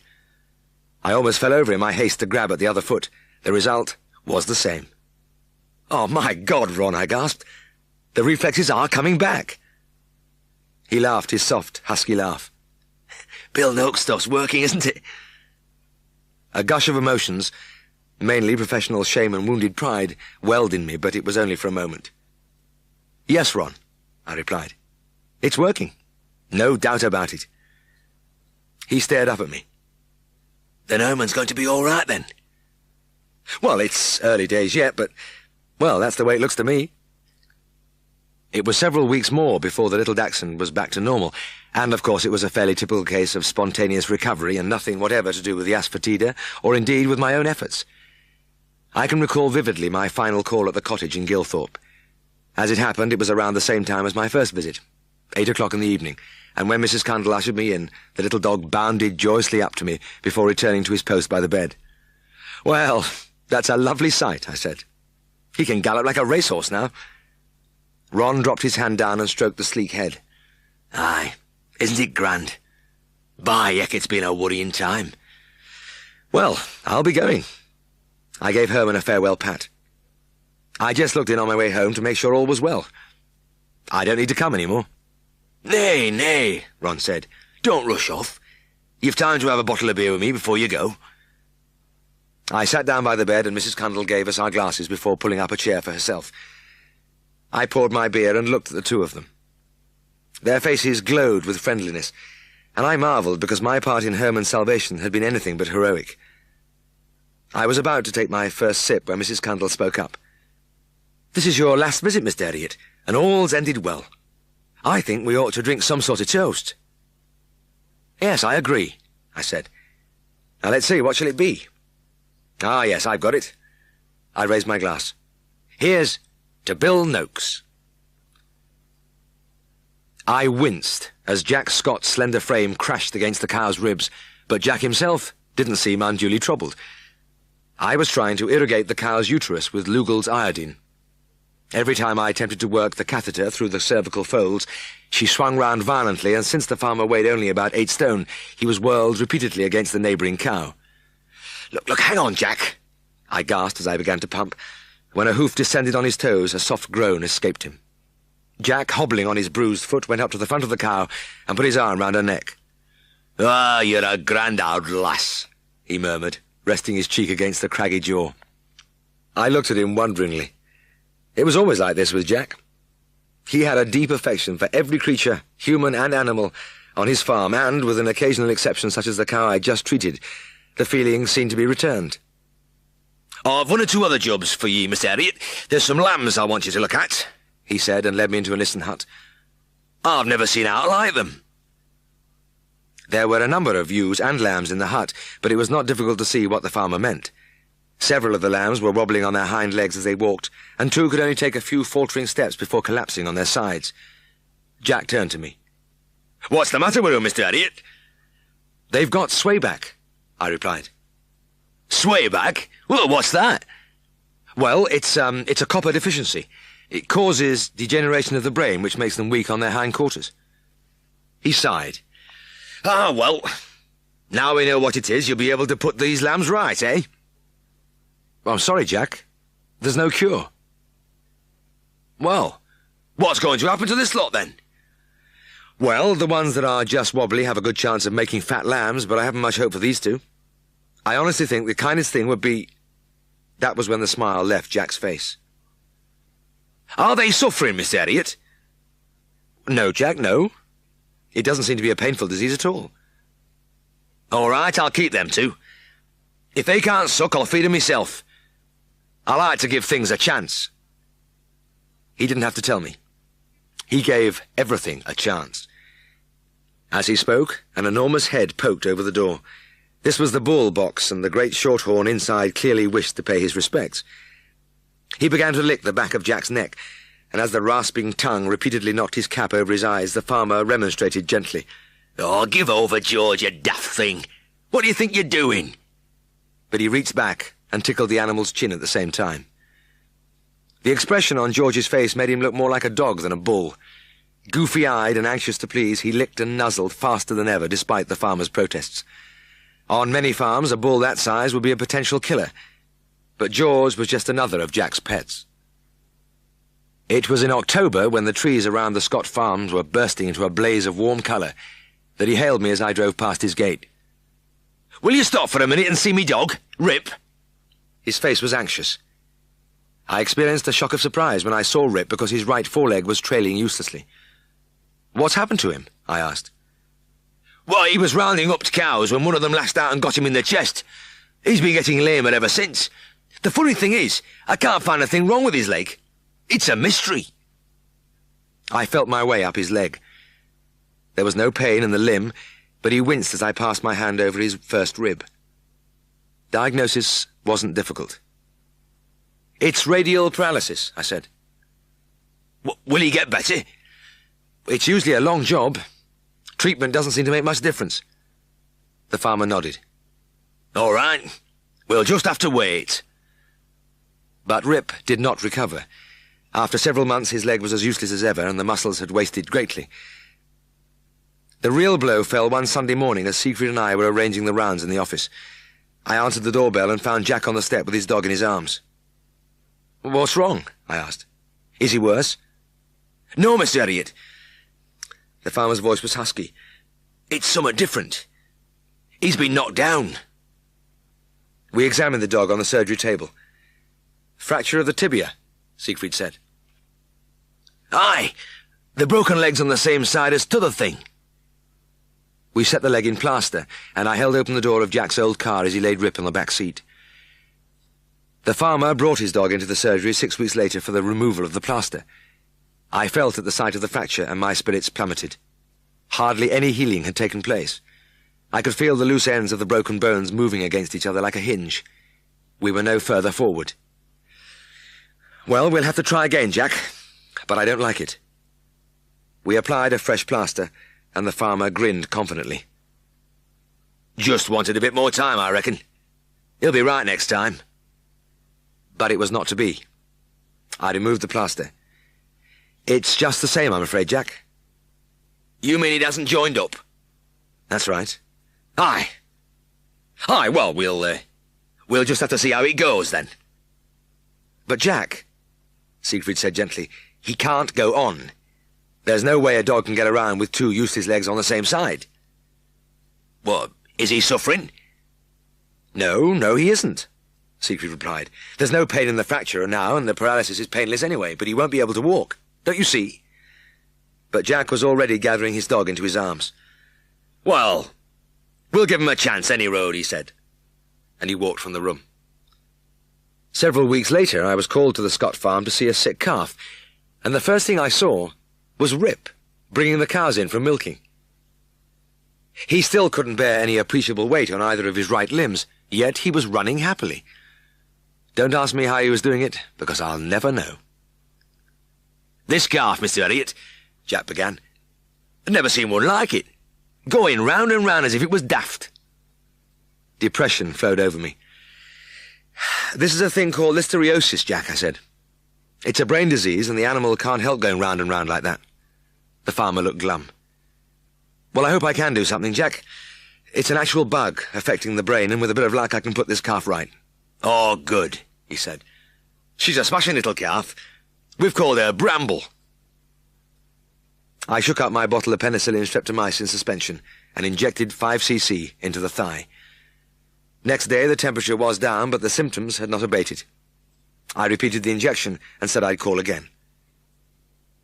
After a week, though the temperature was normal and the appetite excellent, the calf was still circling. "How do you feel about job then, Mr. Elliot?" the farmer asked. "Well, I'm sorry, Jack, but we don't seem to be getting anywhere. The antibiotic has saved the calf's life, but there must be some brain damage. I can't see any hope of recovery now." He patted me on the shoulder and led me out to the yard. "Well, thank you, Mr. Elliot. I'm sure you've done all you can." Quite obviously, he didn't want to pursue the matter further. He had decided to give Bramble a chance. And it turned out that Jack's faith was rewarded, and that my prognosis was wrong again. But I cannot blame myself, because the sequence of events in Bramble's recovery is not contained in any textbook. One day I looked in and saw a fine, normal 2-year-old heifer strolling around unconcernedly in the straw. I didn't mind being wrong. I was delighted. Jack Scott was clearly as thrilled as I was. He leant towards me conspiratorially. "Keep watching her face." I stared at the heifer, and the calm bovine eyes looked back at me with mild interest. "She doesn't always do it." "Do what?" I was mystified. "I mean, there's nothing at all." My God! The farmer laughed and thumped me on the back. Did you see it? I certainly had, and it was startling. Just for an instant, Bramble's placid expression was transfigured by a faint twitch of the eyes and head to the right. There was something human about the gesture. In fact, I was reminded instantly of the film Vamps of the 20s, when a girl would stand hand on hip and beckon seductively at her quarry. It was definitely a come-hither look. Jack was still laughing. I reckon you've never seen out like that afore, Mr. Harriet. I've just had her served, and she should be calving just right for Dalby Show in August. Well, that will be interesting. Well, she's certainly a show animal. I saw her at the show. She was a picture. Having recently calved, she would take some beating. However, Bramble was in pretty hot company. The judge, Brigadier Rowan, had narrowed the field down to 3 after much cogitation, and the other 2 contestants, a red and white and a light roan, were beautiful animals. It would be a close thing. The Brigadier's normally pink face was bright red, not, I felt, from the sunshine, but from the long succession of brandies and sodas I'd seen him consuming in the President's tent. He leaned forward and peered into Bramble's face as though to examine the eyes. Something happened then. I was standing behind Bramble and couldn't see her face, but it is possible that she gave a little twitch which had startled me. In any case, something undoubtedly pierced the Brigadier's patrician calm. As he came slowly back down the row, he had the look of a man who was definitely going to make up his mind this time, even though he was confronted by 3 superb animals. He finished up in front of Bramble, and as he gave her a final appraising stare, he flinched suddenly, and I had a strong conviction that she'd done her trick again. He immediately placed Bramble first, the red and white second, and the light roan third. I am sure he had made the right choice, but I have a great deal of sympathy for the Brigadier. It must have been a terrible experience to be awash with brandy, and to see a cow trying to talk to him. The poor man really had no option. The voice at the other end was so shrill and panic-stricken that I almost dropped the telephone. Who is that? It's Mrs. Derrick. Yes, Mrs. Derrick. Now, what on earth has happened? It's my goat, Mr. Harriet. It's really terrible. The Derricks were a young couple who had recently come to live in one of the villages near Darrowby. They were in their early 30s, and Ronald Derrick was a businessman who commuted daily to Broughton. His wife was extremely attractive and a pleasant young woman in every way, but she was slightly scatterbrained, and I had felt misgivings in the first place when she told me that she'd bought a goat. I gripped the receiver tightly. Has the goat had an accident? No. It's not the goat I'm worried about. It's the tomatoes. Tomatoes? Well, yes. The wretched thing has eaten all my husband's tomatoes. I left the greenhouse door open by mistake. A chill swept through me. Ronald Derrick loved his tomatoes dearly. There was a little greenhouse in the garden, and on my last visit there he had shown me the 12 plants with justifiable pride. It was early July, and the young fruit was still green and small, but obviously thriving. Magnificent trusses, I remembered saying. You're going to have a wonderful crop. I could recall the smile of gratification on his face as his wife continued on the phone. He counts them every morning, Mr. Harriet. In fact, before he left for the office today, he told me that there were 293. Oh, do please come. I'm afraid that when he gets home, he'll kill the goat and me. There was a pause. Oh, I think I can see him through the window. Oh, yes, my God, here he is now. There was a thud in my ear as she crashed the receiver down, and I found I was shaking slightly. Maybe the goat would be ill after that feast. I dashed out to the car. I was at the scene of the catastrophe within 10 minutes. The Derrick's home was a gracious old manor house with an open drive at one side leading to the garden. I roared down there, leapt from my car, and the whole sad spectacle lay before me. Mrs. Derrick, still very attractive despite the tears which trickled down her cheeks, was standing on a strip of lawn twisting a sodden handkerchief in her fingers. "Darling," she was saying, "I just went in for a moment to get the watering can. I can't think why I forgot to close the door." Her husband didn't answer, and I could see that this was a bereavement too deep for words. He was leaning against the open doorway, gazing into the greenhouse. He was quite motionless, and plainly he had not moved since his arrival, because he was like a business executive who had been frozen to the spot, dark-suited, bowler-hatted, briefcase dangling from one hand. As a fellow tomato lover, I felt for him deeply, but there was nothing I could do. I patted him on the shoulder and murmured a few words of sympathy, but he still continued to stare at the row of stalks. I could see the goat on its tether at the other end of the garden. I went over and had a look at the animal. It was bright-eyed and cheerful, and clearly didn't require my services in any way. In fact, as I watched, it began to nibble at a cabbage with obvious relish. As I say, I was sad for the Derricks, but I could not but help look with admiration at any creature whose appetite was not satisfied by the consumption of 293 tomatoes. In the semi-darkness of the surgery passage, I thought it was a hideous growth dangling from the side of the dog's face, but as he came closer, I saw that it was only a condensed milk can. I was relieved, because I knew I was dealing with Brandy again. I hoisted him onto the table. "Brandy, you've been at the dustbin again." The big golden Labrador gave me an apologetic grin and did his best to lick my face. He couldn't manage it since his tongue was jammed inside the can, but he made up for it by a furious wagging of tail and rear end. "Oh, Mr. Herriot, I'm sorry to trouble you again." Mrs. Westerby, his attractive young mistress, smiled ruefully. "He just won't keep out of that dustbin." As I reached for a pair of forceps, I thought of the many other occasions when I'd done something like this for Brandy. He was one of my patients, a huge, lolloping, slightly goofy animal, but this dustbin raiding was becoming an obsession. I gripped the edge of the lid with my forceps and gently bent it back along its length until I was able to lift it away from the tongue. An instant later, the tongue was slobbering all over my cheek as Brandy expressed his delight and thanks. "Get back, you daft dog," I said, laughing as I held the panting face away from me. Brandy had other idiosyncrasies apart from his fondness for dustbins. One day I'd seen him in the children's playground. A few swings, a roundabout, and a slide. Brandy was disporting himself on the slide. For this activity he had assumed an uncharacteristic gravity of expression, and he stood calmly in the queue of children. When his turn came, he mounted the steps, slid down the metal slope, all dignity and importance, then took a staid walk round to rejoin the queue. I often smiled to myself when I thought of Brandy's antics, but I didn't smile when Mrs. Westerby brought him into the surgery a few months later. His bounding ebullience had disappeared, and he dragged himself along the passage to the consulting room. As I lifted him onto the table, I noted that he had lost a lot of weight. I inserted the thermometer, watched the rapid rise and fall of the rib cage, and noted the gaping mouth and anxious eyes. He does look very sorry for himself. His temperature was 104. I took out my stethoscope and auscultated his lungs. "He's got pneumonia." "Oh, dear." Mrs. Westerby reached out and touched the heaving chest. "Well, that's bad, isn't it?" "Yes, I'm afraid so." "But you don't think it's hopeless?"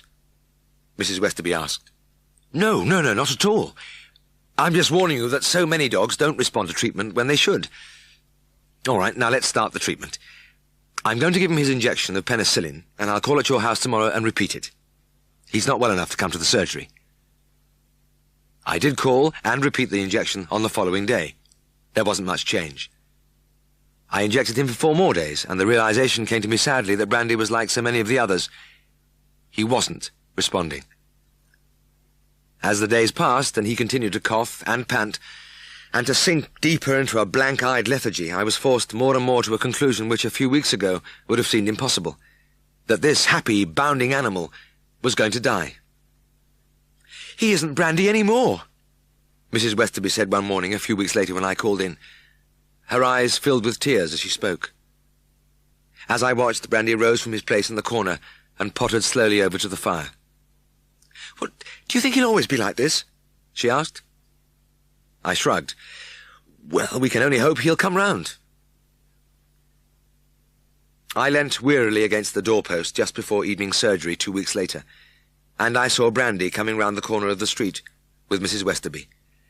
His nose was entirely obscured by a large red tomato soup can, and he strained madly at the leash and whipped his tail when he saw me.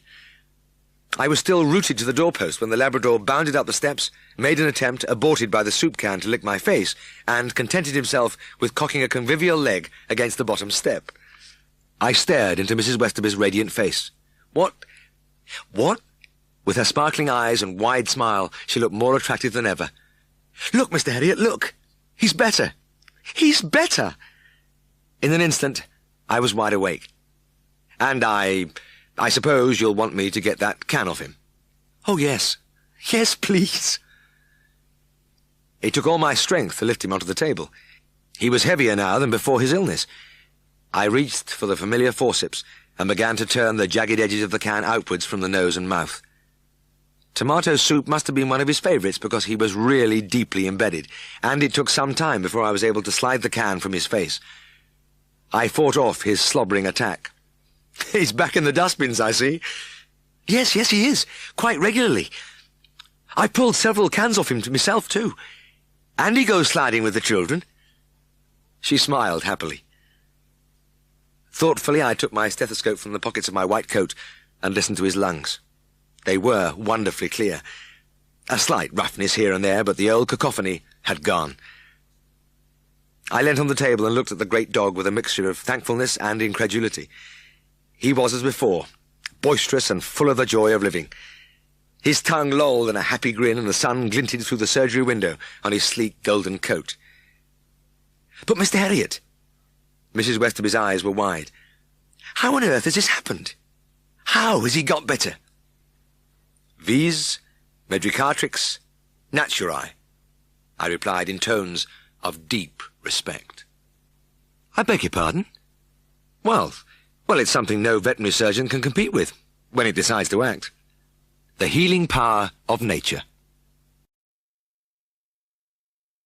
"Are you all right, Mr. Herriot?" Lionel Bruff looked at me solicitously as I crawled on hands and knees through the gap in the wire netting. "Yes," I gasped. Lionel was very thin, and he'd slipped through the aperture like a snake, but I was having a little difficulty. There were some unusual farms and small holdings in our practice. Converted railway wagons, hen houses, and other artifices, but this one I always thought took the prize. Lionel was one of a plentiful breed in those days, a roadman who kept livestock as a sideline and hobby. Some of them had 4 cows, others a few pigs, but Lionel had the lot. He had housed his motley collection in a large hut by the side of his cottage. He appeared to have divided the hut into sections by using the first thing that came to hand. It was a labyrinth, a monumental piece of improvisation, with upended bed frames, sheets of plywood and corrugated iron, and stretches of wire netting separating the animals. There were no doors or passages anywhere. I got to my feet, puffing slightly. "Well, where is this calf?" "Oh, not far to go now, Mr. Herriot." We passed his solitary cow, then little pigs nibbled at my heels as Lionel laboriously undid a series of knots tied with coarse string so that we could enter the next compartment. Here a couple of nanny goats regarded us impassively. "Grand milkers, them two," the roadman grunted. "Missus makes some smashing cheese from them, and it's healthy milk too, isn't it?" "That's right. Yes, it is." At that time, when TB infection was still a constant threat, the milk from the comparatively immune goat was highly regarded. The far wall of their pen consisted of a mahogany dining table lying on its side, its legs projecting into the interior. I skirted it warily before climbing over. I had suffered some nasty blows from those casted knobs. We were among the calves now, 3 of them, and it was easy to pick out my patient, a small black animal with a purulent discharge crusting his nostrils. As I bent to take his temperature, I had to push aside a couple of squawking hens, and a fat Muscovy duck waddled out of my way. These feathered creatures seemed to have the run of the place, jumping and fluttering from pen to pen and in and out of the building. From my position by the calf, I could see an assortment of cats perched on windowsills or on the tops of partitions. A sudden snarling from the end of the hut marked the beginning of a friendly fight between Lionel's 3 dogs, and beyond the doorway 2 sheep were visible, grazing contentedly in the field by the cottage. I looked at the thermometer, 103. Then I auscultated the chest with my stethoscope. "It's just a touch of bronchitis, Lionel, and I'm glad you called me. He's quite rough in his lungs, and pneumonia could be just around the corner. As it is, a couple of injections, well, it'll probably clear him up." Lionel nodded in quiet satisfaction. He was a vague man, but kind, and all his animals were comfortable and well fed in their eccentric dwelling. Deep straw abounded, and the hay racks and troughs were well supplied. I felt in my pockets. They were bulging with bottles and syringes. I'd brought everything I might possibly need. On this establishment, it wasn't easy to slip back to the car as an afterthought. After the injection, I turned to the roadman. I'll look in tomorrow morning. It's Sunday, so you won't be working, eh? Ah, that's right. Thank you, Mr. Elliot. He turned and began to lead me back through the obstacle course. On the following day, I found the calf greatly improved. Temperature normal, Lionel, and he's on his feet too. That's a good sign. The roadman nodded abstractedly, and I could see that his mind was elsewhere. Ah, well, that's grand. I'm right pleased. His eyes looked past me vacantly for a few moments. Then he suddenly seemed to come back to the world. Mr. Elliot. His voice took on an unaccustomed urgency. There's somewhat I want to ask you. Oh, yes? I'll tell you what it is. He looked at me eagerly. I fancy going in for pigs in a big way. You mean keep a lot of pigs? Ah, that's right. Just pigs and nowt else. And keep 'em in a proper place. But that would mean building a piggery. He thumped a fist into his palm. You've just said it. That's what I fancy. I've always liked pigs, and I'd like to do the job proper. I could build a piggery out there in the field. I looked at him in surprise. But, Lionel, these things cost a lot. There's a question of money. Oh, I've got money. Remember me old uncle died a bit back. Lived with us for years. Well, he left me a little legacy. Not a fortune, mind, but I could branch out a bit now. I've thought it over for a bit, and me mind's made up. I've got to have a go. OK, Lionel, I said. Have at it, and the best of luck. With a speed unusual in the Dales, the piggery took shape in the field. Rows of concrete pens with a covered yard appeared, and within a few weeks sows and a boar were installed in the pens, and a solid bunch of porkers grunted among the straw in the yard. To me, this modern structure looked out of place, with the ancient dry stone walls encircling its green setting, and the smooth bulk of the fell rising to the stark moorland above. But I hoped it would bring Lionel the satisfaction he craved. Lionel had to get up earlier in the morning to feed and clean out his pigs, but he was a fit man, and he seemed to be enjoying it. His vet bills went up, of course, but there was nothing serious, and everything I treated went on well. An occasional sow with mastitis, a farrowing, a few piglets with joint ill. He accepted these things without complaint, because the old adage, where there's stock, there's trouble, was as familiar to him as to anybody else. He certainly wasn't as relaxed as he had been. He was happy, though, caring for his fine new charges, but there was a tautness in his expression, a slight anxiety which had not been there before. And there was anxiety in his voice when he rang me one evening. Just got back from work, Mr. Elliot, and there's some young pigs here I don't like look of. What symptoms are they showing, Lionel? Well, they haven't been doing right for a bit. Not thriving like others, you know. But they've been eating, and not really off it like, so I haven't bothered you. Well, how about now? There was a pause. Well, they look different now. They're kind of crambly on their back legs, and they're scarring a bit. And there's one dead. I'm a bit worried. I was worried too, instantly and profoundly. It sounded horribly like swine fever. In my early days, those two words were burned into my soul, and yet to the modern young vet they don't mean a thing. It wasn't as bad as foot and mouth in that respect, but the same principles held good. If I didn't recognize the symptoms, pigs might go from that farm to a market and be sold to places scattered over many miles, and every pig would carry its own load of infection and would spread the incurable disease among its healthy neighbours. Then the Ministry of Agriculture would be called in, and they would painstakingly trace the thing right back to Herriot, the man who had made the original, unforgivable blunder. At the farm, Lionel led me to the pen at the far end of the yard. "They're in there," he said gloomily. I leant over the wall, and a wave of misery flowed through me. There were about a dozen young pigs in the pen, around 16 weeks old, and they were nearly all showing the same symptoms. It was classical, straight out of the book, but I didn't tell Lionel right away. In fact, I wasn't allowed to until I had gone through all the ritual. "Where did you get this lot?" I asked. "Averton Market. They were a right good level bunch when they come here, but by God they've gone down." He pushed at a little corpse with his Wellington. "And now I've got this dead un." "Yes, well, I'll have to open him up and look inside, Lionel." My voice sounded weary. I was starting again on the agonizing merry-go-round. "I'll get my knife from the car." I came back with the post-mortem knife, rolled the dead pig on its back, and slit open the abdomen. How often I'd done this with just the same feeling of taut apprehension. I did not find what I was looking for. Here I was again. I was sure this was swine fever, but I couldn't say so to the farmer. The ministry insisted that theirs was the right of diagnosis, and until they issued confirmation, I could say nothing. I sat back on my heels. "Lionel, I'm sorry, but I have to report this as a suspected case of swine fever." "Oh, hell. That's bad, isn't it?" "Well, yes, it is, but we can't be positive until the ministry confirm it. Now, I'm going to take some samples and send them off to the laboratory in Surrey." "And can't you do out to cure them?"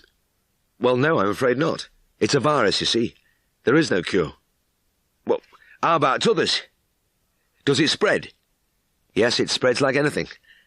Now, you'll have to take every precaution. Keep a tray of disinfectant outside this pen, and dip your boots if you have to go in. It might not be what I fear. I'll send these samples off to the lab, and I'll let you know what they say. In the meantime, get these powders into them, either in their food or by dosing." Within a few days, I got the result. The ministry were unable to confirm the presence of swine fever on these premises. On that day, I also heard from Lionel. "Them pigs is worse. Your powders have done no good, and I've another dead 'un." Again the dash to the piggery and the post-mortem examination, and this time, as I slit the intestine along its length, I really thought I'd found something definite. Surely these ulcers were slightly raised and concentric. The ministry must confirm it this time, and then at least we would know where we were. When the word came back that the ministry were once more unable to confirm the disease, I could have cried. I appealed to Siegfried. "Look, what the hell are they playing at?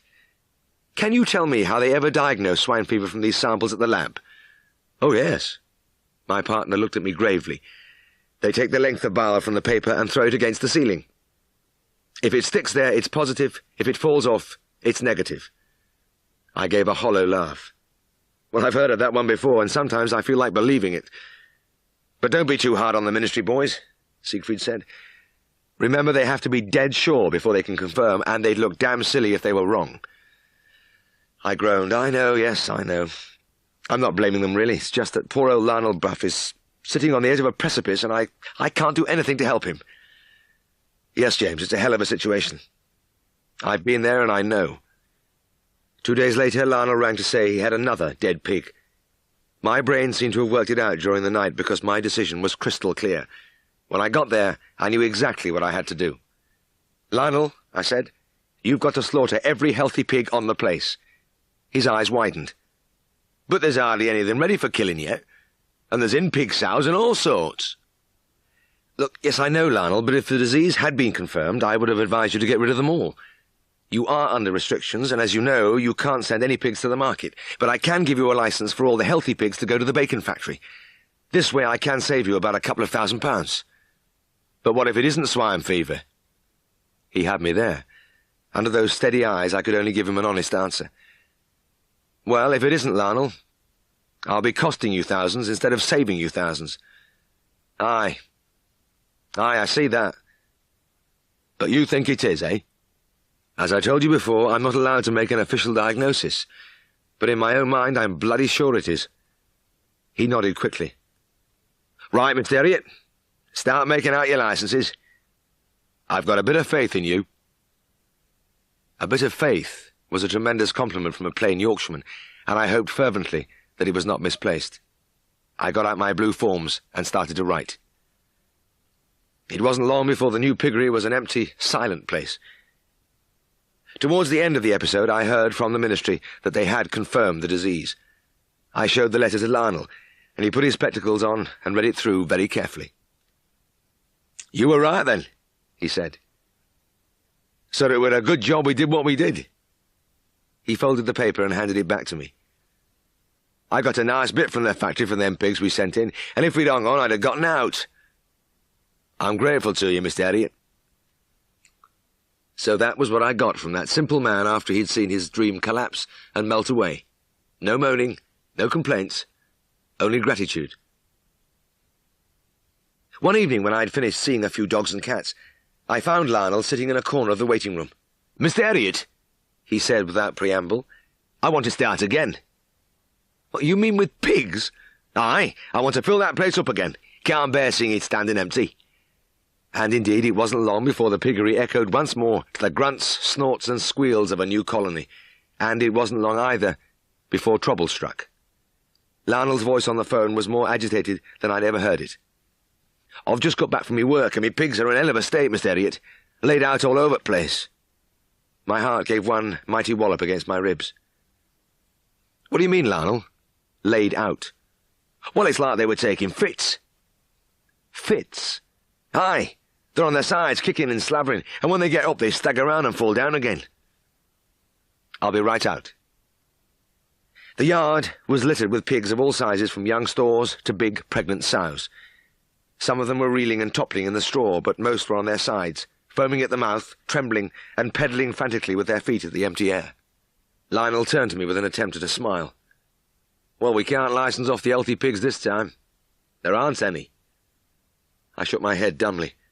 I was utterly bewildered. I found my voice at last. "When did this start?" "Well, they were as right as ninepence this morning, to a lot of 'em, bawling for their grub like they allers do. Then when I come home, they were like this." "But damn it, Lionel," I said almost in a shout. "It's too sudden, it doesn't make sense." "Aye, that's what the plumber said when he saw 'em. Got a bit of a shock, that fella did." "Plumber?" "Aye. The missus noticed at dinner time that pigs had no water. She sent for Fred Buller, and he come out this afternoon. Said there was a blockage in the pipe somewhere. He's put it right now." "Then they've been without water for most of the day?" "Aye, reckon so. Aye, they must have." Oh, glory be, now I knew. I was still full of apprehension, but the worry was suddenly lifted from me. Whatever happened now, it wasn't my fault. "So, that's it," I gasped.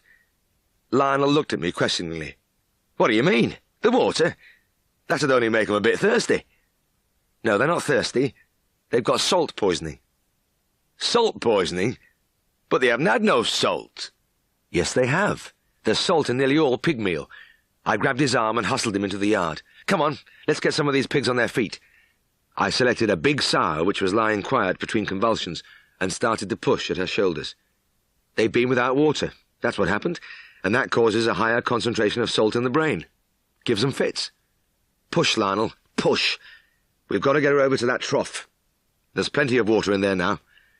I could see that he thought I was raving, but he did help me to raise the sow to her feet, and we supported her on either side as she tottered up to the long metal trough which bounded one side of the yard. She took a few gulps at the water, then collapsed. Lionel took a few panting breaths. "She hasn't had much." "No, and that's a good thing. Too much would make him worse. Now let's try this other pig. She's lying very still." "Makes him worse?" He began to help me lift. "How the hell's that?" "Never mind," I puffed. "It just does." I couldn't very well tell him that I didn't know myself, that I'd never seen salt poisoning before, and that I was only going by the book. He groaned as we pushed the second pig towards the trough. "Oh, God help us! This is a bloody funny carry-on. I've never seen out like this." Neither have I thought, and I only hoped all these things I was taught at college were true. We spent a busy hour assisting the stricken animals to the water, or carefully dosing them when they were unable to move, and we did this by pushing a Wellington boot, with the toe cut off, into the mouths and pouring the water down the leg of the boot. The animals with the most powerful convulsions I injected with a sedative to control the spasms, and when we'd finished, I looked around the piggery. All the animals had got some water into them and were lying within easy reach of the troughs. As I watched, several of them got up, took a few swallows, then lay down. That was just what I wanted. "Well," I said wearily, "we can't do any more." He shrugged. "Right. Come in and have a cup of tea." As I followed him to the house, I could tell by the droop in his shoulders that he had lost hope. He had a defeated look, and I couldn't blame him. My words and actions must have seemed crazy to him. They even did to me. When the bedside phone rang at 7 o'clock in the morning, I reached for it with half-closed eyes, expecting the usual calving or milk fever. But it was Lionel. "The pigs, Mr. Elliot, they're all right." "How do you mean all right? Are they still alive?" "Aye, every one." "Are they ill in any way?" "Nay, nay, every one of them shouting for their breakfast, just like they were yesterday morning." I fell back on the pillow, still grasping the phone, and my sigh of relief must have been audible at the other end because Lionel chuckled. "Aye, that's how I feel too, Mr. Elliot. By gor, it's a miracle. I thought you'd gone round the bend yesterday with all that salt talk, but you were right, lad. Talk about saving me bacon. Hey, you really did it, didn't you?" I laughed. I suppose I did. In more ways than one. Over my 40 years in practice, I've seen only about half a dozen cases of salt poisoning, or water deprivation, or whatever you call it. I don't suppose it is all that common, but the one at Larnell stays in my mind as the most exciting and the happiest. I thought this unexpected triumph would settle the roadman down for good as a pig keeper, but I was wrong again. It was several weeks before I was on his place, and just as I was leaving, a young man rode up on a bicycle. Larnell introduced him. "This is Billy Fothergill, Miss Harriet." I shook hands with a smiling lad of about 22. "Billy's taking over my place next month." "What?" "That's right. I've sold him the pigs, and he's going to rent the building from me. In fact, he's doing all work now." "Well, I'm surprised, Larnell," I said. "I thought you were doing what you wanted to do." He looked at me quizzically. "Aye, so did I for a bit. But I'll tell you, Mr. Elliot, that salt job gave me a real shock. I thought I was ruined, and that's a nasty feeling at my time of life. Billy's been pigman for Sir Thomas Rowe for 3 years now, and he's just got married. He feels like branching out for himself, like." I looked at the young man. He wasn't tall, but the bullet head, muscular shoulders, and slightly bowed legs gave the impression of great power. He looked as though he could run through a brick wall. "I know it's for the best," Larnell went on. "That piggery was all right, but it was always just a bit on top of me, like, you know. Sort of worry. I reckon Billy'll manage the job better than me." I looked again at Billy's stubby features, at the brown skin and unclouded eyes, and that confident grin. "Yes," I said. "He'll manage all right." As the roadman walked back towards my car with me, I tapped his elbow. "But, Lionel, aren't you going to miss your livestock? I mean, it was your hobby, wasn't it?" "By God, you're right. It was, and it still is. I couldn't do without some stock to look after. I filled up Toad Hut again. Come and have a look." We walked over to the hut and opened the door, and it was like turning back the clock. A cow, 3 calves, 2 goats, 2 pigs, and some assorted poultry, all sectioned off with outlandish partitions. I could see the bed frames and wire netting with loops of binder twine hanging from every corner. The only difference was that he had moved the dining table to a position immediately inside the door, and a grand piano lid stood proudly by the side of the cow. He pointed out the various animals and gave me a brief history of each, and as he spoke there was a contentment in his face which had been absent for some time. "Only 2 pigs, eh, Lionel?" I said. He nodded slowly. "Aye, Mr. Elliot. It's enough." I left him there and went over to the car, and as I opened the door I looked back across the field. From this angle I could shut out the garish new piggery so that I saw only the stone cottage with its sheltering trees and the old hut nearby. The roadman was leaning against the upended dining table, and as he gazed in at his mixed charges, the smoke from his pipe rose high against the backcloth of the hills. The whole picture looked just right, and I smiled to myself. This was Lionel's kind of farming. When I got back to Skeldale House that summer morning, I found Siegfried replenishing the store of drugs in his car boot. His children, Alan and Janet, were helping him. He banged down the lid of the boot. "Right, that's that for another few days." He glanced at me and smiled. "There are no more calls at the moment, James. Let's have a walk down the back." With the children running ahead of us, we went through the passage and out into the long garden behind the house. Here the sunshine was imprisoned between the high old walls, with the wind banished to the upper air and ruffling the top leaves of the apple trees.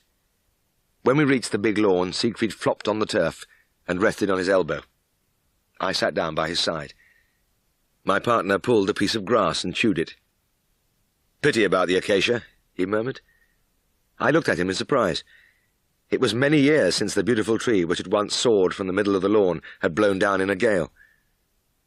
"Yes, it is," I said. It was magnificent. I paused for a moment. "Remember, I fell asleep against it the first day I came here to apply for the job. We first met right on this spot." Siegfried laughed. "I do remember." He looked around him at the mellow brick and stone copings of the walls, at the rockery and the rosebed, and the children playing in the old henhouse at the far end. "My word, James, when you think about it, we've come through a few things together since then. A lot of water, as they say, has flowed under the bridge." We were both silent for a while, and my thoughts went back over the struggles and the laughter of those years. Almost unconsciously, I lay back on the grass and closed my eyes, feeling the sun warm on my face, hearing the hum of the bees among the flowers, the croaking of the rooks in the great elms which overhung the yard. My colleague's voice seemed to come from afar. "Hey, you're not going to do the same trick again, are you? Going to sleep in front of me?" I sat up, blinking.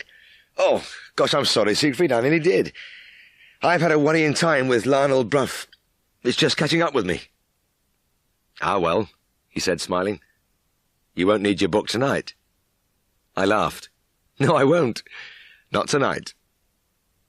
Neither Siegfried nor I suffered from insomnia, but on the rare occasions when sleep would not come, we had recourse to our particular books. Mine was The Brothers Karamazov, a great novel, but to me soporific in its names. Even at the beginning I felt those names lulling me. Alexei Fyodorovich Karamazov was the third son of Fyodor Pavlovich Karamazov, and by the time I had encountered Grigory Kutuzov, Yefim Petrovich Pelinov, and a few others, I was floating away. With Siegfried, it was a book on the physiology of the eye which he kept at his bedside, and there was one passage which never failed to start him nodding. He showed it to me once. The first ciliary muscle is inserted into the ciliary body, and by its contraction pulls the ciliary body forward and so slackens the tension on the suspensory ligament, while the second ciliary muscle is a circular muscle embedded in the ciliary body, and by its contraction drags the ciliary body towards the crystalline lens. He had never managed to get much further than that. "No," I said, rubbing my eyes. "I won't need any encouragement tonight." I rolled onto my side. "By the way, I was at Matt Clark's yesterday. Grandma Clark says this is the best time of our lives, with our children growing up." Siegfried selected a fresh piece of grass and resumed his chewing. "Well, she's a wise old lady, and she's seen it all.